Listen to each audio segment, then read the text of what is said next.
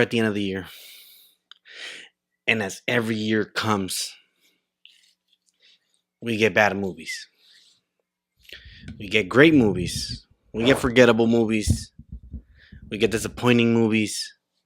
We get all types of movies, right? But at the end of the day, we get movies. This year, even though it wasn't my greatest year, a lot of ups and downs in my life and all that, I am a movie guy. But because I was working too much, or I just was checked out from my brain, I didn't get to see a lot of movies. And because I didn't get to see a lot of movies, I didn't get to see too many bad movies. So some movies that I say for my worst of the year is my personal opinion of the ones that I saw, because I didn't see as many where I believe it belongs in that category. You might think, Raul, Rollins, JR, you're tripping. But in reality, I'm like, that's my worst movie because I think other ones were better. I didn't see that many movies, but the ones I saw were better. So here we go. Kicking off the list at number 10,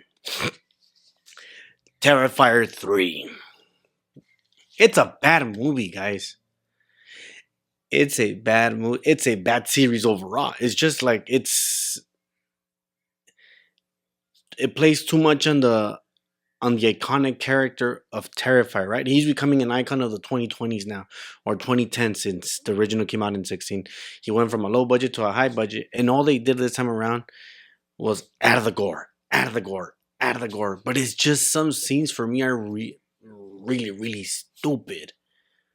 For instance, okay, I need to check out for these type of movies and all that, but come on.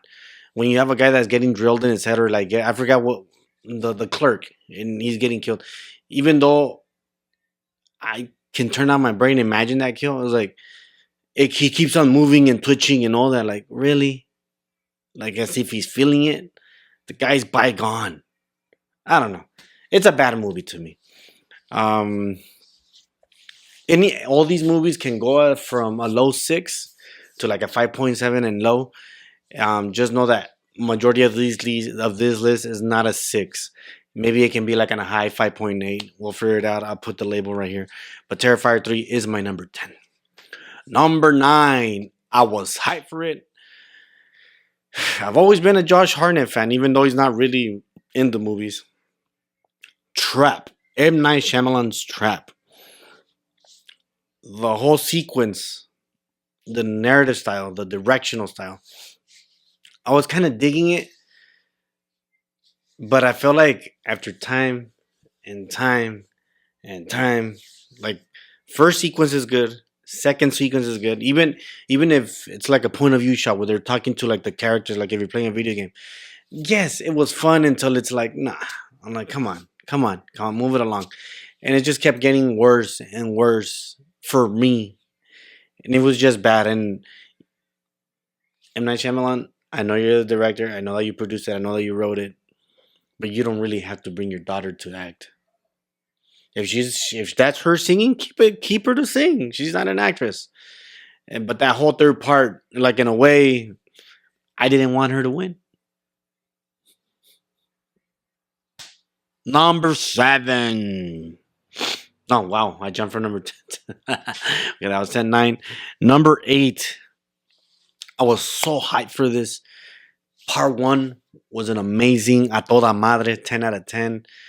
A Quiet Place, Day 1, right? So I already said it. Part 1 was a 10 out of 10, toda madre. Part 2, it wasn't a toda madre, but the lower rating was like a 9.5. It was right up there. It's just that it wasn't as new, right? It's not as fresh because it's part 2. So part 3, we're like, oh, it's in New York. It's going to be bigger, better, stronger. What can we do? You got Lupita Nyong'o. And it was boring as fuck. You had almost the perfect premise where you're like, what can we do with this? And you guys failed. How is it possible that part 2, with those little 30 seconds in the city, not 30 seconds, but those 10, 15 minutes in the city was a lot better, more amazing than in New York fucking City? Ugh, horrible. Number 7. I'm going to be honest. I was entertained by this movie. It doesn't stop it from being a bad movie. Boy kills world. The deaths were crazy, just like Terrifier. You were there for the gore. You knew what you were going in for. But the whole premise, the futuristic look, everything about it, I liked it for there in the moment. And then once I started writing down the list, I'm like, yeah, it's a bad movie. It's a bad movie. I had more of a fun time with the other ones than this one because for an action movie, it still felt slow and it still felt boring. And that's why it lands at number 7. Number 6. I was so hyped for this. I keep saying hype. I wasn't so hyped because this is a Netflix movie, but I was excited. I would say because I kind of was intrigued. Rebel Moon Part 2, The Scar Giver. When I saw Part 1 and they kept emphasizing the robot, that he's a badass, that she's a badass, Scar Giver, and you have these last 7 samurais, and we're gonna have this epic war in Part 2. It became a mess. It was like too much, too incoherent. You get the robot, he doesn't even look, he does not have a great sequence. It's like, for instance, when you see Batman versus Superman, you see a slow punching robot Batman versus a Superman, and it's a good fight. And we know that we're gonna get the Doomsday fight, so we know that's just gonna be good. But when we got the warehouse scene, we knew that that's the Batman. We knew that that Batman can kick ass. So I was expecting something like that for the robot, and he failed miserably. The Scargiver chick, it wasn't as great as I thought it was gonna be. It's you can see that they took a lot from the Star Wars movies, and I'm a big Zack Snyder fan, but you felt for this. It's like every now and then he has a bad movie, like Sucker Punch. This is a Sucker Punch of this era. Number 5. Get this movie out of my face. Werewolves just came out. Maybe I'm reason bias. People are saying that it's better than Craven, or that it's more entertaining than Craven. That Craven was boring. No, it wasn't. No, I'm sorry. No, it wasn't. Werewolves should have been a rated R, and if it was, it did not feel rated R. Because if you're gonna have bad acting, if you're gonna have like a horror action movie style of the aliens, like like in that style, in that vein, in the vein of Predators, you gotta have some gore factor in there, so you can at least keep me entertained for a bad movie, for a guilty pleasure, and you couldn't even be that, and it was just a bad movie. It was just the transformation was kind of cool, where you kind of use practical effects, but you can see a lot of the CGI in there, and it's just a mess of a movie. It's like an adventure from point A to point B, from point B to blah blah blah. And if people were okay with that, then I don't understand why you guys hate Venom so much, because he did the exact same things, except it was better acted and it felt more of a better movie. That's why it's not in this list. And Werewolves is just a bad movie. I'm sorry, it is what it is. Number 4. I've always said this. I'm not a Kevin Hart fan. I don't like his movies. Keep his movies away from me. And somehow, some way, I ended up watching Borderland. Such a crap of a movie. Get out of my fucking face. Get out of my fucking face. Number 3. Everyone shitted on this. I was like, okay. I'm like, I'm gonna turn on my brain. I know that it's a bad movie. Let me go in there and check. Madam Web. Even with my freaking lens turned off, that I know that it was gonna be a bad movie, it still managed to hit it. I'm like, dude, how? The acting was horrible. The girls were annoying. Like, come on. Like, how is it possible for you? How is it possible for you to have such a premise that involves a Spider-Man character, or at least his uncle? You're showing off Peter's mom. I mean, Tia. Oh yeah, mom. And it's all over the place. The guy's looking like Spider-Man, even though 20 years from now we're gonna have Spider-Man. It's just a bad fucking movie. And like I said, the acting is horrible. Yeah, these little talented girls who you could have worked with something, and you made them so annoying, so bad. Dakota Johnson was also bad. I didn't even know that was Mike Epps. That's how funny it was. He wasn't.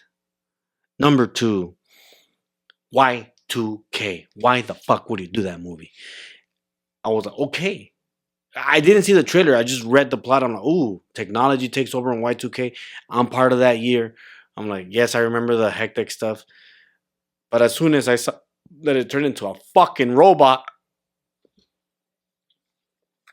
oh my god, sometimes I can forgive movies like Sharknado that I know they're gonna be a bad movie and they don't try to hide it. But Y2K tried to.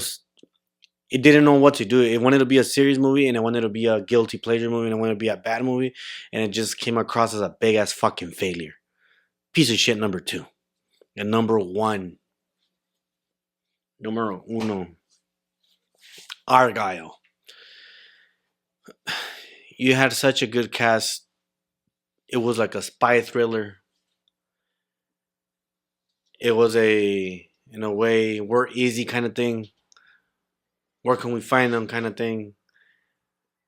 It came across as funny at times, or it wanted to be that, and it felt in every aspect of the movie. It's boring, very boring. The action sequences are tiring. Everything about it is just not good. And to my shock, to my surprise, I'm pretty bummed out about it because when I saw the trailer and I saw Henry Cavill, I'm like, okay, we're gonna get more of Henry Cavill, because I'm a fan. I am, but even he was not part of the movie, and it's just a bad movie. It's very boring. It's very boring. It's very boring. It was really hard for me to finish it. I'm not saying that it was a completely bad dog shit movie, but it was really fucking boring. And if it's really fucking boring and you have a hard time fucking finishing it, what does that fucking mean? That you're a fucking bad movie. And that's number one. I did finish the fucking movie, but it was fucking boring. It was trash, and it belongs as the number one of 2024. You guys have a good night, a good morning, and a good afternoon. I will get you the best in another video, and I'll get you the most anticipated in another one.